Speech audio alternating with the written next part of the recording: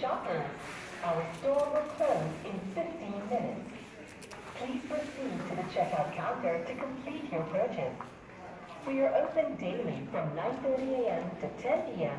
from Mondays to Thursdays, and 9:30 a.m. to 11 p.m. on Fridays, Saturdays, Sundays, Eve, and on public holidays. We look forward to seeing you again soon. Thank you and have a pleasant evening.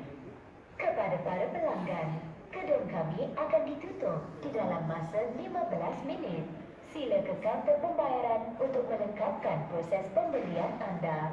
Gedung kami dibuka setiap hari dari 9:30 pagi hingga 10 malam, dari Isnin hingga Khamis, dan dari 9:30 pagi hingga 11 malam pada hari Jumaat, Sabtu, Ahad, menjelang cuti umum dan pada cuti umum.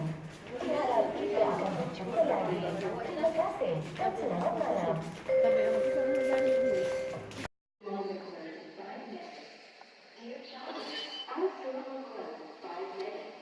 Please proceed to the checkout counter to complete your purchase. We hope that you have enjoyed shopping in IKEA, and we look forward to serving you again soon. Thank you and have a pleasant evening. Kepada para pelanggan, gedung kami akan ditutup di dalam masa 5 minit. Sila ke kaunter pembayaran untuk melengkapkan proses pembelian anda. Kami berharap anda gembira membeli barang di IKEA dan semoga kita akan berjumpa lagi. Terima kasih dan selamat malam.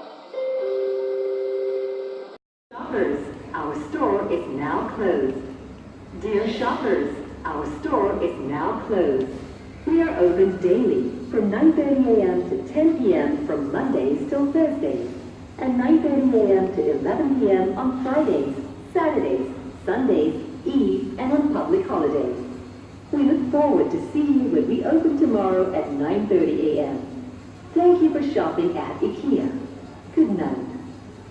Kepada para pelanggan, gedung kami kini ditutup. Kepada para pelanggan, gedung kami kini ditutup. Gedung kami dibuka setiap hari dari 9:30 pagi hingga 10 malam, dari Isnin hingga Khamis, dan dari 9:30 pagi hingga 11 malam pada hari Jumaat, Sabtu, Ahad, menjelang cuti umum dan pada cuti umum. Diharap kita akan berjumpa lagi esok pada 9:30 pagi. Terima kasih kerana membeli belah di IKEA. Selamat malam.